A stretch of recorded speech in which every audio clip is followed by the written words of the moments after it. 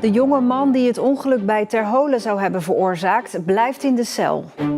In elk geval nog voor 2 weken. Daarna wordt er opnieuw over besloten. En verder in deze uitzending. Kinderopvang bedenkt eigen taalprogramma. En grootste drugsbazen gebruikt de BTZ.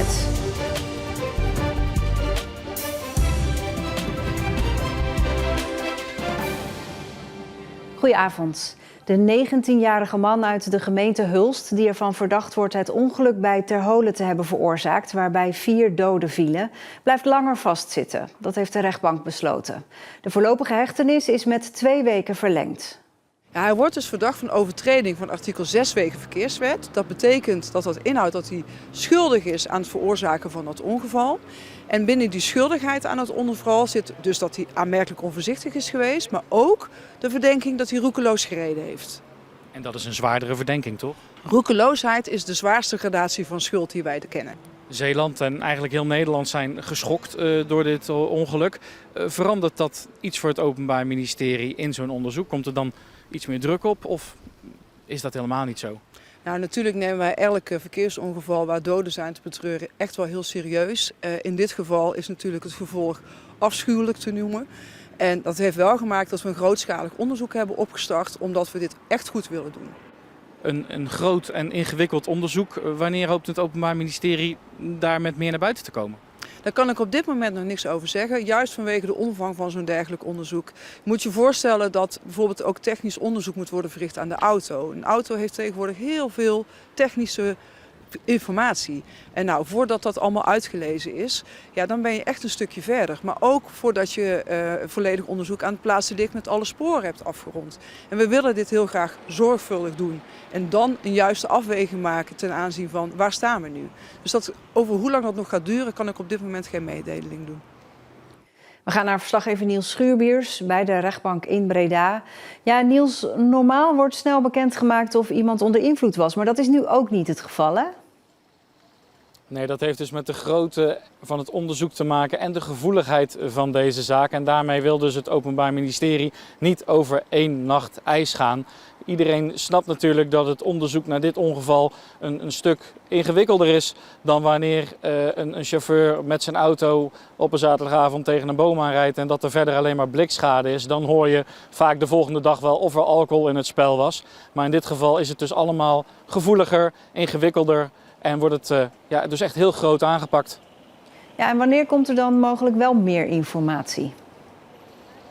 We weten dat over 2 weken het voorarrest van de verdachte afloopt en dat hij dan opnieuw moet worden voorgeleid, omdat er dan opnieuw over besloten moet worden. Dus dat zal sowieso een moment zijn dat er weer aandacht is voor deze zaak. En in de tussentijd zijn we afhankelijk van wanneer het Openbaar Ministerie, die dit onderzoek leidt, naar buiten komt met meer informatie. Dus wordt het afwachten en is het moeilijk te zeggen wanneer de vele vragen die nu in Zeeland leven worden beantwoord. Dankjewel, Niels. Taalontwikkeling bij jonge kinderen wordt de komende jaren een belangrijk speerpunt voor kinderopvangorganisatie Kibeo uit Goes. Op alle locaties gaan ze het taalprogramma Taalrijk gebruiken. Het is door Kibeo zelf bedacht en zo bijzonder dat een universiteit er onderzoek naar komt doen. Wat zie je op deze? Een hond. Een hond? Hoe doet de hond? Op een locatie van kinderopvang Kibeo in Goes is het tijd voor taal. Met speciaal ontworpen verhaalstenen zijn pedagogisch medewerker en de kinderen spelenderwijs bezig met woorden en verhaaltjes. Zijn tong uitsteken. Kan jij dat ook? Kan jij dat ook? Oeh, dat is lastig. En jij, kan jij dat? Kan jij je tong uitsteken? Nee. En dan leid je...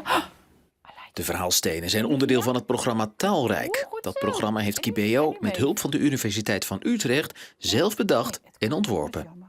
Uit allerlei onderzoeken komt steeds duidelijker naar voren hoe belangrijk die eerste 1000 dagen van een kind zijn. Voor de ontwikkeling op allerlei soorten gebieden, maar zeker ook op die van taal. En daar zet Kibeo nu dus ook volop op in. Ja, we weten natuurlijk dat kinderen die hebben een taalgevoelige periode. Dus ze zijn het meest ontvankelijk voor taal in de leeftijd van 0 tot 6. En wij willen als kinderopvang gewoon bijdragen aan die taalontwikkeling. Want taal is heel belangrijk voor kinderen. Ze gebruiken het om te kunnen communiceren met elkaar, om relaties aan te gaan, om zichzelf te uiten, maar ook om nieuwe dingen te leren. Het is echt de basis van een leven lang leren. Wat heb je dan gegeten? Oh, friet en hamburger. Friet met hamburger? Het gaat al jaren over het niveau van lezen en taal. Recent bleek nog uit onderzoek dat Nederlandse kleuters op het gebied van lezen onder het internationaal gemiddelde van leeftijdsgenoten scoren. Oh, kijk, zij gaat eens even lekker bij mama liggen. Kibeo hoopt met dit programma dat de kinderen op zijn minst een goede start krijgen. Onderdeel daarvan is ook de taalhoek, zoals jullie hem hier zien. En in die taalhoek hebben we een vertel-ontdekplek waarin kinderen dus uitgedaagd worden om met taal bezig te zijn.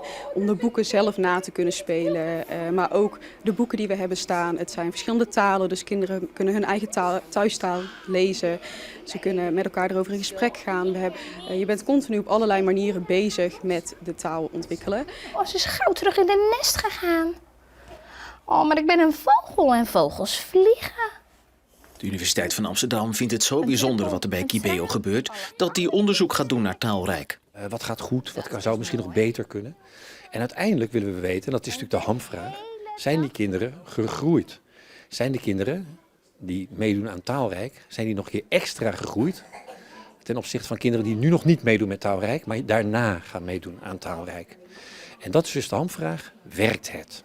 En als Taalrijk blijkt te werken, kan het ook mooi zijn voor andere kinderopvangorganisaties. Over een jaar moet het onderzoek klaar zijn. Opnieuw verkast er een voetballer van Hoek naar Kloetingen, Rogier van Gogh. Dat is nummer 3 al na Timo Leijbers en Steve Schalkwijk. Bij Hoek had verdediger van Gogh voornamelijk invalbeurten. Nu nog een trainer voor Kloetingen. Het trekt al jaren onbedoeld veel bekijks. De gevel van Frank Kouwijzer uit Zierikzee. Van fietsen tot aan een oude praatpaal, er staat en hangt van alles. Niemand in de omgeving die er iets van zei, totdat de gemeente Schouwen-Duiveland ingreep. Zelf zegt hij dat zijn verzameling een beetje uit de hand gelopen is. Ja, nou ja, de buren en de toeristen die vinden het allemaal mooi. Alleen ja, er zit iemand op het gemeentehuis die het niet mooi vindt, denk ik. Ja, de gemeente die geeft me niks anders. Dwangsommen van 2000 oplopen naar 10.000. Nou is het al 20.000. Dan gaat het naar 40.000. Nee, geef niet toe. En ik heb 2 zwakke knieën. Ik heb 2 hersenberoertes gehad. Ik ga geen trap meer op. Ik haal het er niet meer af. Over enkele weken beslist de bezwarencommissie wat er met de gevel moet gebeuren.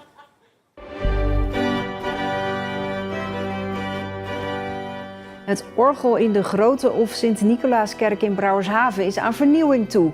Een aantal orgelpijpen klinkt niet meer zoals het zou moeten. Door het gewicht van de kern was de kern hol gaan staan.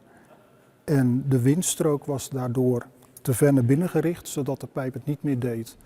10 orgelpijpen van de 1500 zijn kapot. Die worden er voorzichtig uitgehaald en gerestaureerd.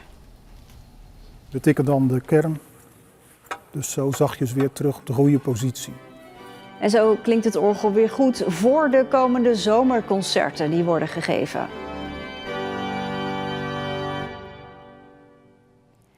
Na 2 jaar gaat de rechtszaak tegen de 3 directeuren van Bulk Terminal Zeeland beginnen. De afgelopen tijd werd er meer duidelijk over de verdenkingen tegen de mannen. En dan blijkt dat ze zaken deden met grote namen uit de drugswereld. Ja, verslaggever Rick Bolt, jij volgt die zaak. Wat ben je nou inmiddels allemaal te weten gekomen? Dat heeft er vooral mee te maken waar de drugs vandaan kwamen en waar ze vervolgens ook naartoe gingen. Want ja, uiteindelijk was BTZ vooral het punt waar de drugs dan het land binnenkwam, zeg maar. En uit onderzoeken uit België blijkt dan dat eigenlijk bekende Vlaamse drugscriminelen gebruik maakten van BTZ om hun drugs in te voeren. En om uit te leggen hoe dat precies ging, ben ik even een kijkje gaan nemen bij het bedrijf in de haven van Vlissingen. Dit hier zou waarschijnlijk de bestemming zijn geweest van 368 ton sojabonen uit Brazilië. Maar die komen hier nooit aan. Ze worden namelijk onderschept in de haven van vertrek. Een dag lang is de Braziliaanse politie bezig om het hele schip te doorzoeken, maar met resultaat, want er wordt 2188 kilo cocaïne onderschept. De drugs zijn afkomstig van Sergio de C., ook wel bekend als de Braziliaanse Pablo Escobar. En ze zijn bestemd voor de criminele organisatie rondom Florbé. Een Vlaamse crimineel die er eigenhandig voor heeft gezorgd dat het Vlaamse rechtssysteem ongeveer helemaal is vastgelopen. Een half jaar later lukt het wel. Dan legt er hier in de haven van Vlissingen een schip aan gevuld met big bags met kolen. Maar niet alleen kolen, ook 2000 kilo cocaïne. In berichten tussen versleutelde telefoons zien we hoe de big bags ongezien de haven uit moeten komen. Eén telefoon is van Sani Al-M, ook een Vlaamse crimineel. De andere versleutelde telefoon is volgens de OM van directeur Co. Controleurs moeten zich met een fatsoenlijk mailadres melden bij ons of bellen met het algemene nummer. En dan vragen naar de terminalmanager. Dan zeggen dat hij is aangesteld als controleur en graag op de hoogte wil gehouden worden van de aanvang van het lossen en dat hij erbij wil zijn in de loods tijdens de lossing. Tijdens het lossen houdt Sani contact met Co. Al antwoordt hij soms niet snel genoeg. Bellen tot hij opneemt. Die hoer, niet normaal. Ik ga die in water gooien, motherfucker.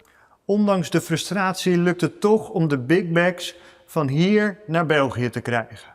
Maar dan blijkt er nog eentje te missen met 108 kilo cocaïne. En dan blijkt ook weer de adviserende rol van Co. Op het moment niet echt verstandig met veel mensen op terminal.